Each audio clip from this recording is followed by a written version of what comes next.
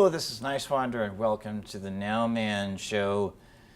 James Waterhouse is an English teacher, delegate for the California Democratic Party, and co-founder of both SoCal 350 and the Pasadena Foothill chapter of the Citizens Climate Lobby, which is a group based out of Pasadena, California. Robert Haw is a physicist by training and a graduate of Stanford University. Robert is employed at NASA's Jet Propulsion Laboratory as an interplanetary navigation engineer. He's currently working on SMAP, which stands for Soil Moisture Active Passive, an Earth-orbiting spacecraft mapping soil moisture levels around the planet, and on Oceanus. There is a proposed orbit around Titan, which is the enigmatic moon of Saturn. In 2012, Robert co-founded the Pasadena Foothills chapter of the Citizens Climate Lobby along with James Waterhouse, which is devoted to building the political will for a livable planet. He has spoken frequently in congressional offices, to elected representatives, and to public audiences in the foothill communities about practical and nonpartisan solutions to the climate crisis. James and Robert, thank you very much for being on the NOWMAN Show. Thank you for having us, Niswander. Nice to be here. My first question has to be, what is the Citizens Climate Lobby? Well, Who Rob, wants to tackle that? So my introduction to the Citizens Climate Lobby was when Rob walked into the room and said, "Hey, there's this new thing. I think it's the Citizens Climate. I'm not sure what." And and he said, "But it looks like they're doing something pretty special." And long story short, we got together and we co-founded the Pasadena chapter. At that time, we were the 32nd chapter of this national organization, and the chapters now are in the hundreds. I think it's over 400 chapters now. How many members? Membership now. Oh, it's up 50,000, something like that. Around 50,000. And we fundamentally, the sort of part of the mission is to create the political will for a livable planet. Mm-hmm. And to encourage people to make breakthroughs in their own sort of personal power, and by creating that sort of fabric of society that will be able to move towards a livable planet. So at this point, we do have chapters in, I think, just about every congressional district is covered. And we actually have chapters in Africa, wow, in Bangladesh, and so all over the planet. So it's international. It's not just international. national. Yeah. Wow, that's fantastic. Yeah. Is that a recent development, or? Well, it's about 9 years. It's only been 9 around. years. The organization has been around 9 years. I mean, it's what we see. It started when it seemed like even 9 years ago, all the environmental groups at that time were kind of bashing each other. They were proposing one idea or another idea. Nothing was gaining traction. There was no unity. Yeah, nothing for their environmental solutions overall, and climate in particular. This organization is focused on one thing and one thing only, which is getting a climate bill through Congress.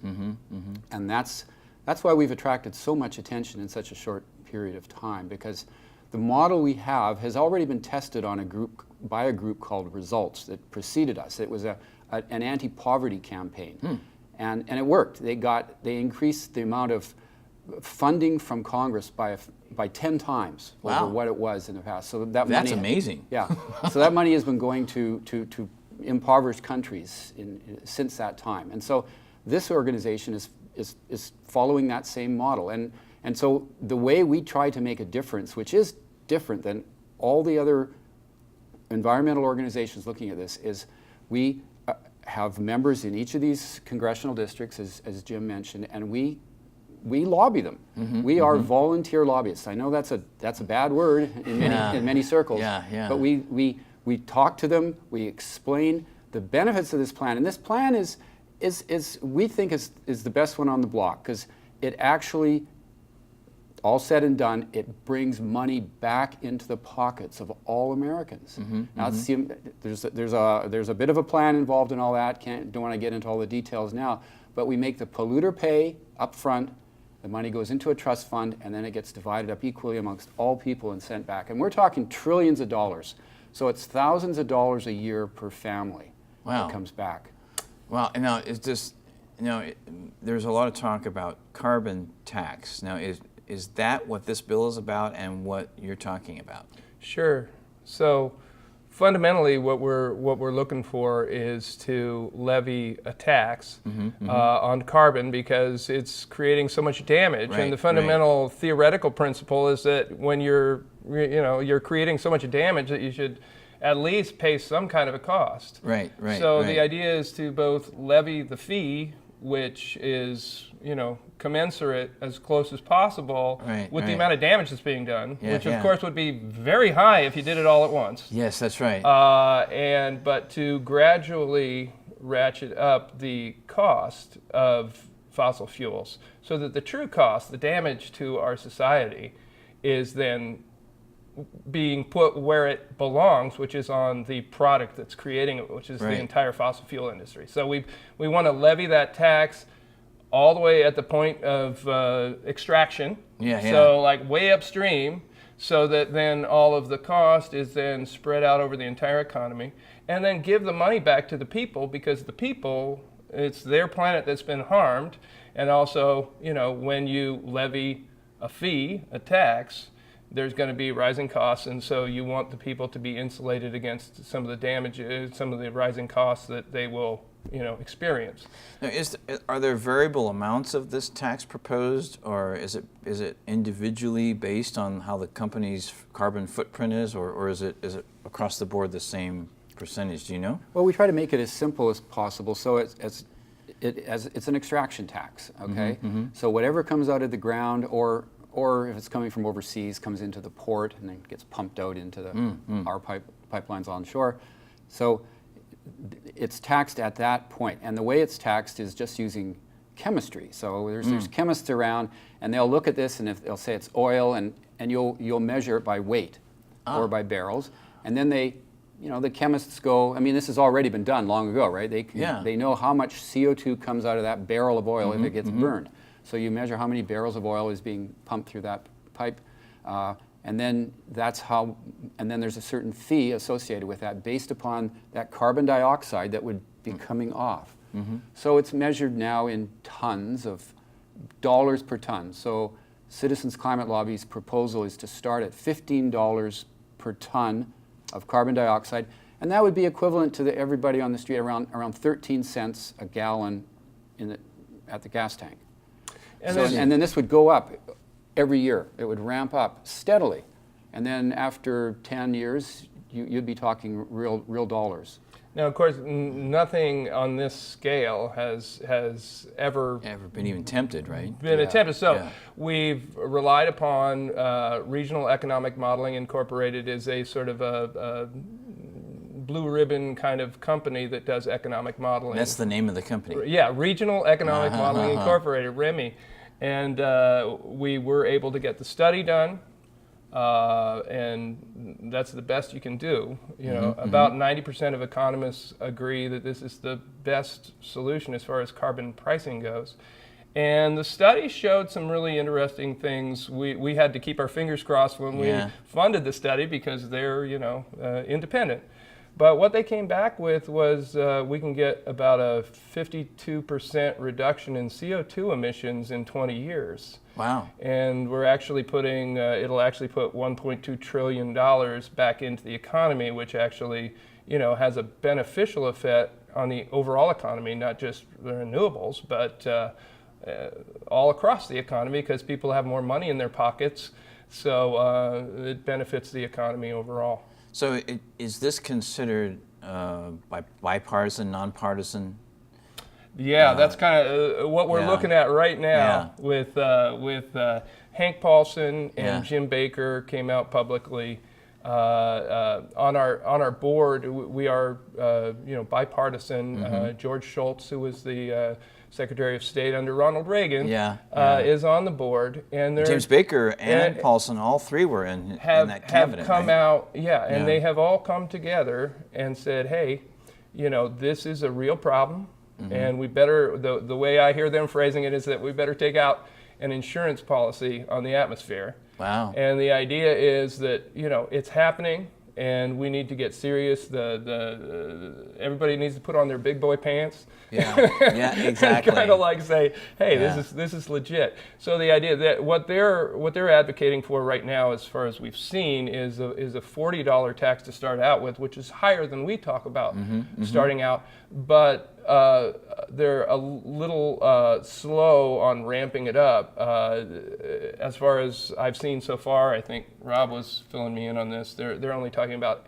adding 80 cents a year after the $40. So we would like to see something more aggressive as far as ramping it up, but it is gratifying to see. Because when we first started, the idea of a carbon tax, everybody just looked at you like you're crazy. It's like, this is Robin Hood. You're going to take from the rich and give to the poor? That doesn't make any sense, right? How are you going to get conservatives, right? That's the mindset, though, which is really where the problem begins, and then of course it's a political economic issue.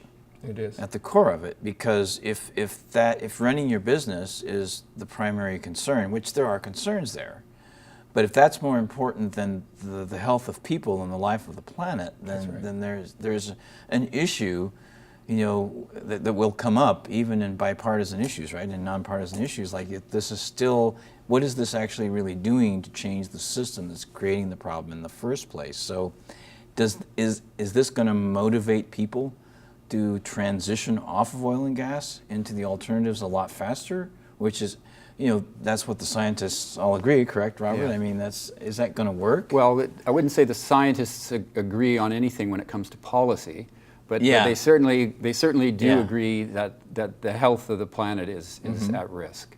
It's really a serious problem. So we're very glad, Jim and I and people in our group, that the conservatives have finally stepped up to try to take some leadership role in this position of making a difference. There's no business that's going to do well if the planet itself tanks. So any of these climate solutions that are being proposed, I mean, this is one that these conservatives have proposed. We have a different plan, somewhat similar. They're all. It's going to work. It's going to be favorable for business. It's going to increase business overall. This study we mentioned, it's actually, without even thinking about the carbon emission reduction, this is the right thing to do for the economy. It creates jobs. It brings money back into the people's pockets. They spend that boosts the economy. So it's the right thing to do, even without talking about the environmental consequences, and of course those are just huge. Yeah, and there's a moral element to it. There's a fundamental moral element, which is,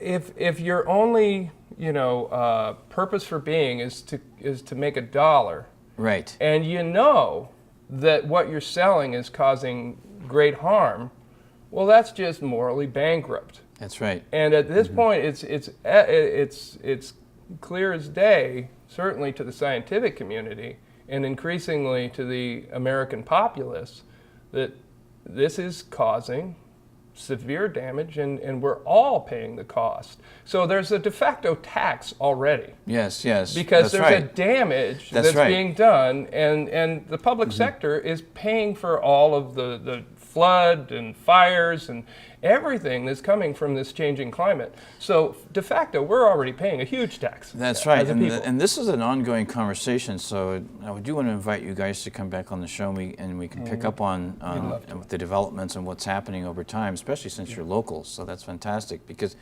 the carbon tax, the concern still, besides the political economics and the system, it still is it going to be too little too late?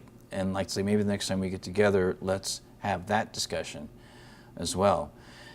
Gentlemen, James Waterhouse, Robert Haw, thank you very much for being on the NOWMAN Show. And this is Niswander, and you are watching the NOWMAN Show right now.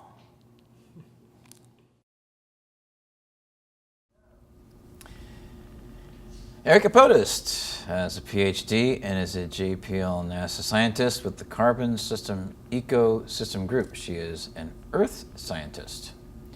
Welcome back to the NOWMAN Show. Thank you, Dan. It's really great to be here.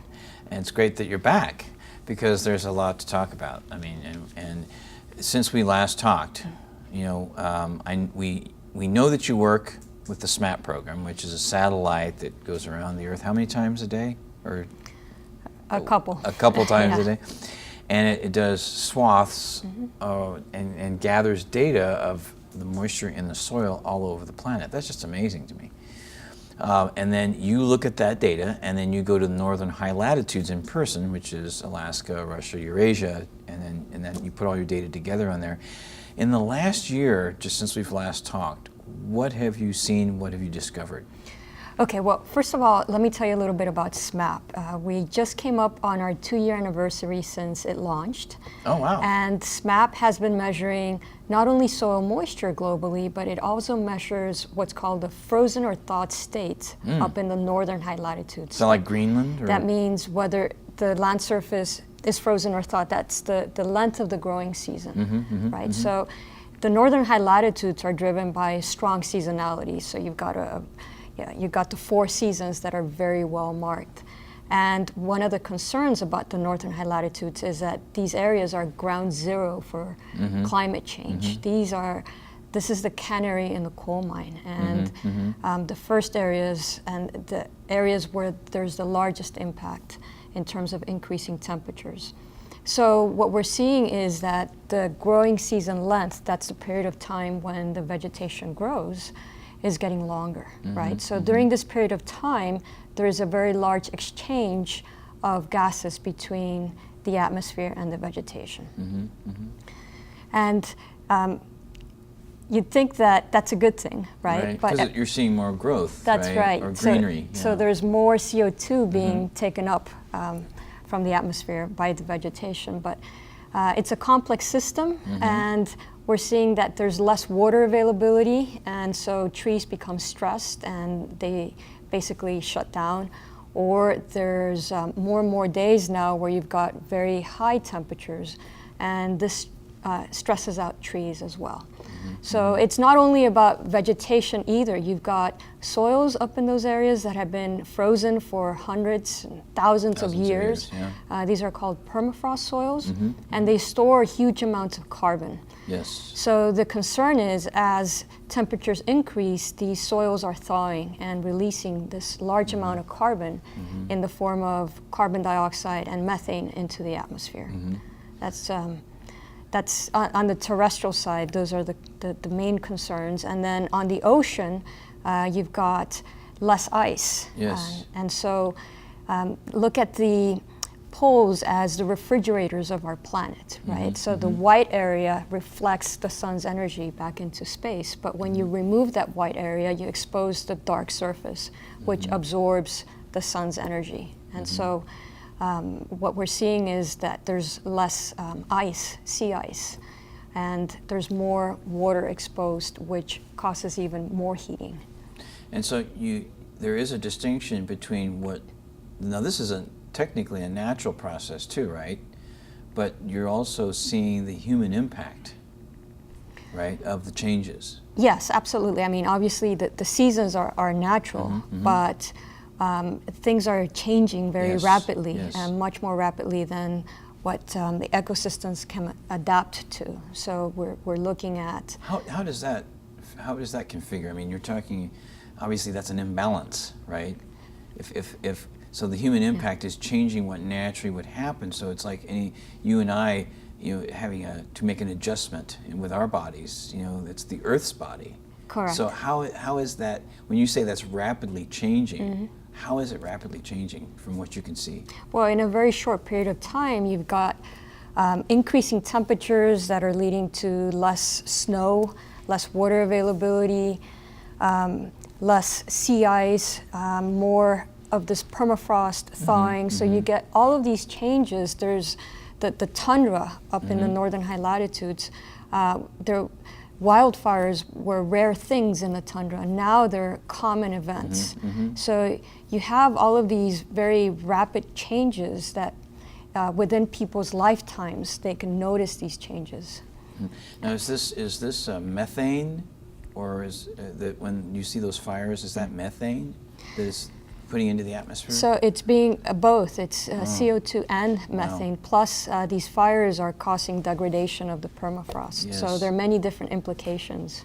There's a lot, and it's like a domino effect, too. Correct, absolutely. So that's why you were saying that this is ground zero for climate change. Absolutely, yes. Because you have to monitor what happens there, and then you can understand the effects, globally, Yes. right? Yes. So by looking at that through space and looking at that on the ground, I mean, there's incredible ways now to get data and to say, look, here's what's going on. That being said, now carbon dioxide is Keeling pointed out as parts per million, right? So Yes. let's say in the last few years, how much has that number gone up? Do you know what it is right now? So right now we're about 405 parts per million. And just to put things into perspective, in the last at least 500,000 years, that concentration of CO2 wasn't above 280, 300 parts per million. So we're really, in terms of us humans living in this planet, these are unprecedented times. Wow. And if we don't stop this, and as Keeling pointed out, it's rapidly rising. Yes. If this doesn't stop, I mean, will we see more extremes of everything of what we're already seeing?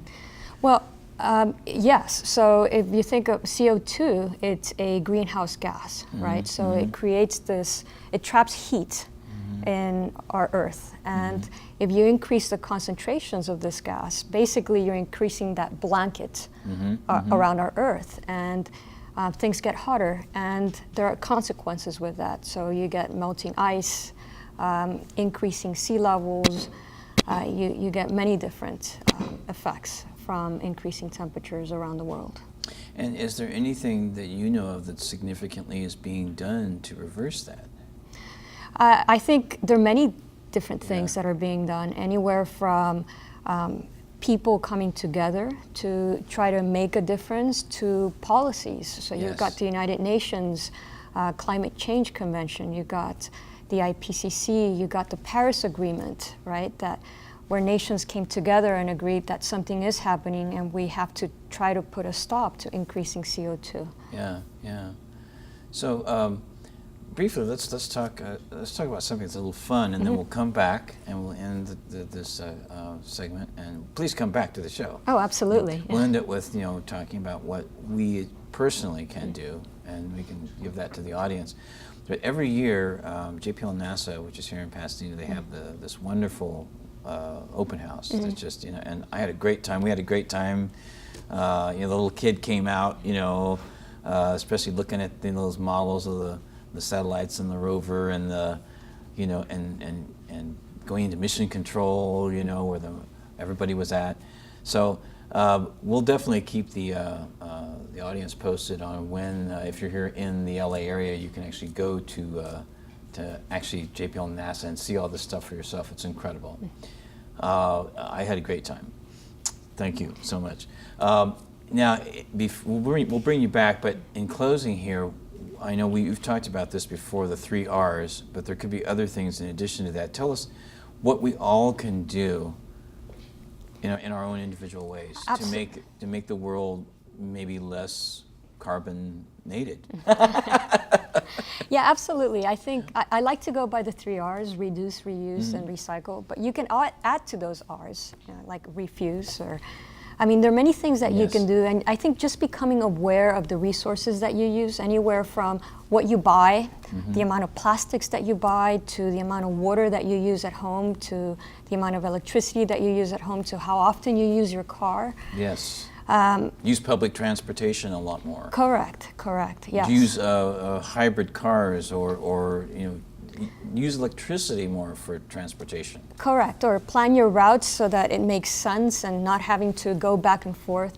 Little things. I think once you're conscious of the resources that you use, then you can really understand how to cut them and how easy it is to cut them, and you don't have to change your lifestyle. That's fantastic.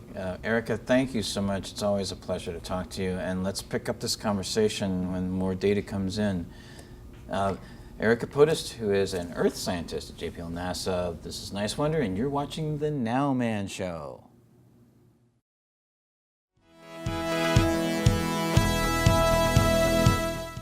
Hello, this is Niswander, and you're watching the NOWMAN Show Erite Media News. And we are live on YouTube. First of all, green festivals. Unfortunately, they will not be happening in 2017. The NOWMAN Show has covered that event 2 years in a row.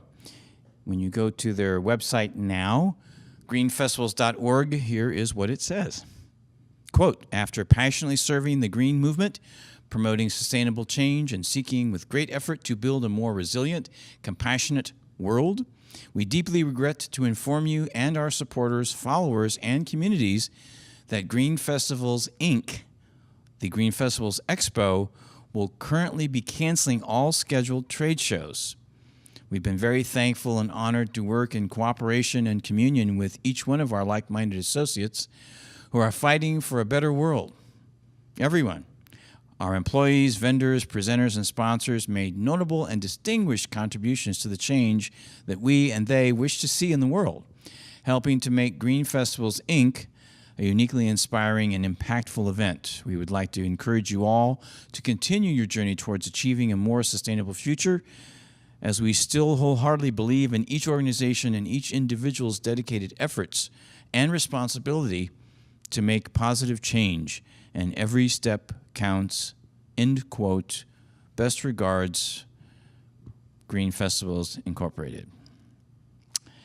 But some great news, actually. August the 8th, 2017, marked the broadcast of the 800th episode of Brad Freeman and Desi Doyen's audio podcast series called The Green News Report. It is a 6-minute-long environmental news segment that focuses on green stories, and chances are, if you haven't heard, those stories haven't come through mainstream media sources. It's syndicated on many stations around the country, and you can hear it on bradblog.com, also KPFK 90.7 FM in the Los Angeles area. In entertainment and other entertainment news, the Aladdin Sane tour is happening in the UK, featuring one of our guests on the show, piano man Mike Garson, now with members of Iggy Pop's band, playing the whole Aladdin Sane album and more Bowie hits. Also, Roger Waters has been in the U.S. on tour. The name of his tour is the Us and Them Tour. Of course, that comes from the Dark Side of the Moon album. With a new album that he has promoting, Is This the Life We Really Want? Queen and Adam Lambert are on tour promoting the 40th anniversary of the album News of the World. The biopic Bohemian Rhapsody is being produced with Robert De Niro's Tribeca Film Company and starring Rami Malek as Freddie Mercury. And speaking of Rami Malek, my current favorite television series is Mr. Robot, which stars Rami Malek, Christian Slater, and so many more great actors, and it begins season 3 in the fall of 2017. Now, for those of you not familiar with the series, it's the story of a computer hacker by the name of Elliot Alderson, who is played by Rami Malek, along with a hacktivist group that includes Mr. Robot, played by Christian Slater, who are all determined to take down the huge multinational E, or as they like to call, evil corporation. The new trailer for season 3 was captioned, "The old world is dead, and it's time to create a new one." And along with images taken from the new season, you will hear some of the lyrics from the late Leonard Cohen's Democracy recited as a poem. Yes, indeed, Democracy is coming to America, and the debut will be October the 11th on the USA Network. The past is gone, the future is yet to come, it's now, right now. The present is here, the future is near, but it's right now, you know. Being with you makes the party complete, so keep the body moving and show us your happy feet. At the end of the night, when all is said and done, I wanna know I did the right thing and had